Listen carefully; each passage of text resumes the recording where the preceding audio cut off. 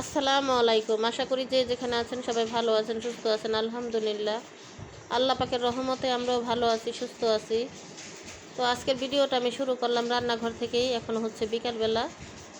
তো এখানে আমার রান্নাবান্না আজকে রান্না করব, লাউ দিয়ে ডাল রান্না করব, আর চিংড়ি মাছ দিয়ে দুন্দুল দিয়ে রান্না করব। কারণ মন্দিরের অবস্থা ভালো না, কি রান্না করব কি না করব কিছুই ভালো লাগে না। কারণ আমার মেয়েটাও আজকে 2 দিন যাবৎ হসপিটালে ভর্তি। তো আপনারা সবাই দোয়া করবেন, আল্লাহ পাক যেন সব কিছুতে সবাই উদ্ধার করে। আমার বোন জামাই এক ওয়ার্ডে, আমার মেয়ে আরেক ওয়ার্ডে। তো সব কিছু মিলিয়ে জিলে যাতে আল্লাহ পাক সব কিছু ঠিকঠাক করে দেয়, সবাই দোয়াই করবেন। কারণ মেয়েটার জন্য খুবই খারাপ লাগতেছে, বোনের জামার জন্য খুবই খারাপ লাগতেছে। কারণ আমাদের এই তো লোক এইখানে মনে করেন যে আমার মেয়েটা হাসপাতালের বেডে শুয়ে আছে, আমাদের কি শান্তি লাগে?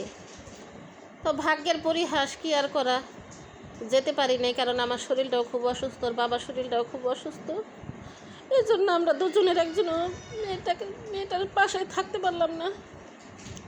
ওইখানে আমার বোনের জামাইয়ের সাথে যারা যারা আছে, আমার বোনের জামাইরে সবাই যাওয়া আসা করে দেখতেছে। তো ওরাই আমার বোনেরা সবাই যাইতেছে আসতেছে। তো এই জন্য ওইখানে আমার মেয়েরও দেখাশোনা হইতেছে।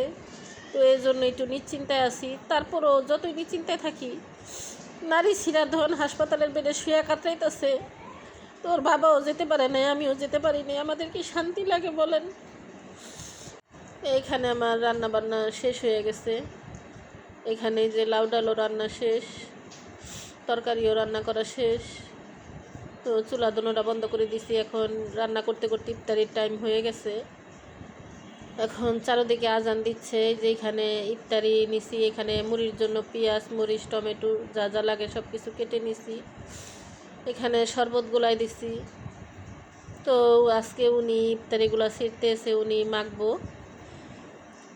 তো আমার ভিডিওটি দেখতে থাকুন, পাশেই থাকুন। ভালো লাগলে লাইক কমেন্ট শেয়ার করবেন, চ্যানেলটা সাবস্ক্রাইব করবেন।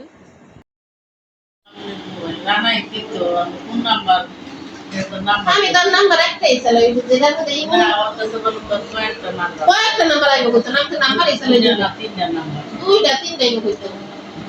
দুইটা নাম্বার চালাই, একটা ছোট মোবাইল, ওই যে দেখেন এই ছোট মোবাইলটা ছাও না না, এলিগে ওই বড় নাইতে এই ছোট মোবাইলটা ছাও না দেখে ওখানে তো ছোট মোবাইল আমি ব্যবহার করি না। এখন হলো খালি এই বড় নাই, এই এয়ারটেল নাম্বারই। আজকে তো আমার মার অনেক কাম করছে, এরকম কি কাম করছে, অনেক কাম করছি আমার মার সাথে আমি কাজ করছি আজকে। আমি তো তাহলে তুমি না কইলা খালামুনি রে কাজ করে দিয়া যাবে, কাল পাইছে কয় নিছি আপরে কইও না, তুমি কি কি করন লাগবে আমারে কও, আমি তোমার কাজ করে আসি।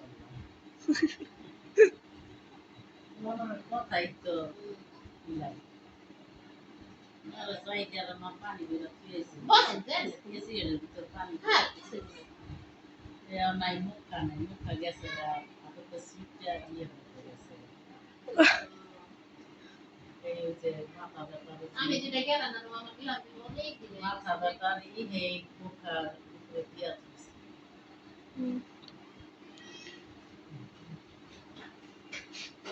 অনেক দিন হয়ে গেছে বিলাম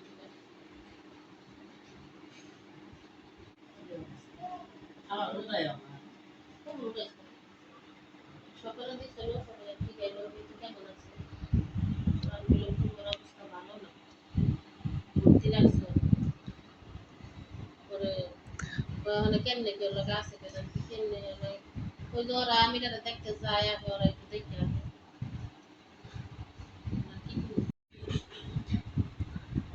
যার সন্তান মনে করেন যখন অসুস্থ বিপদ আপদ তখন কিন্তু বাপমার শান্তি লাগে না। ওখানে মনে করেন বাপ একজন আমি একজন মনে করেন অসুস্থ খাইতে পারি না, আর আমি তো হাসপাতাল থাকি টাকা একটু কেমনে খালামণি এই যে রানা যায় না একলা আন্টি তো টাকা মায়ারে হাসপাতালের বেডে দেখ ফোন করে দেখ এটা না ধরলে ভিতরটা কেমন জানি লাগে। তাও তো আল্লাহ সাহস দিছে, আলহামদুলিল্লাহ যথেষ্ট পরিমাণ সাহস দিছে আল্লাহ, নাইলে এত ধৈর্য ধরার কোনো মানে হয় না। আল্লাহ পাক ওর ভিতরে দিছে। আর এমনি তো মনে করেন এই কি হাসপাতাল কে থাকবে চালু করে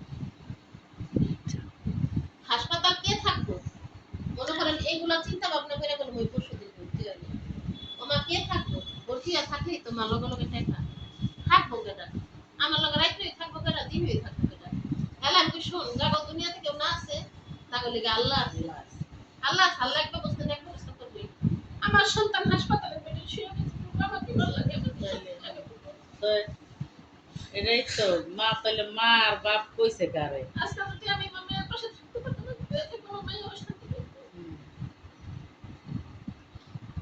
সন্ধ্যার একটা ফোন দিছে কাঁদতেছে মা সবাই তো দেখতেছে আমার লোক আজকে থাকবো কেন আমি কি তুই চিন্তা করিস না আল্লাহ রাজাক আল্লাহ এদিক দিয়ে একজন একজন ব্যবস্থা করে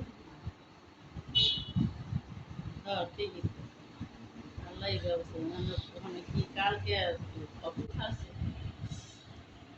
আজকে বলে পপুলারিতে একটা কইরা গেছে ওই টাকাও তো লাগে 21 মনে করেন কালকে 10,000 টাকা দিতে পরীক্ষা করছে এখন আবার সকালে কইছে এই বাদ এখন আবার